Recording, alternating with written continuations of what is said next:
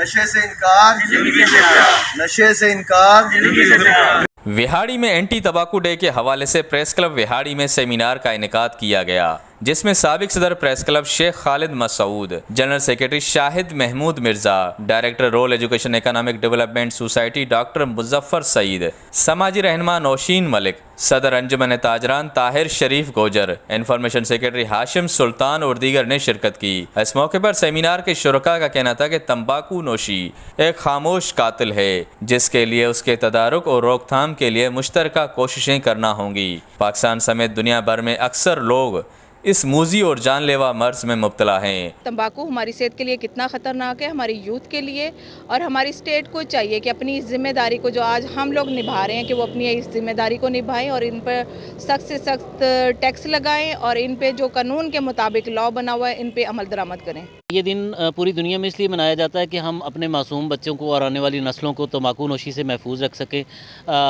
جیسا کہ آپ سب کو معلوم ہے کہ اس وقت جو ہے وہ نہ صرف ہمارے ملک میں بلکہ تمام دنیا میں تمباکو نوشی جو ہے وہ بہت زیادہ جو ہے وہ عام ہوتی جا رہی ہے۔ اس موقع پر اینٹی تمباکو واک بھی کیا گیا۔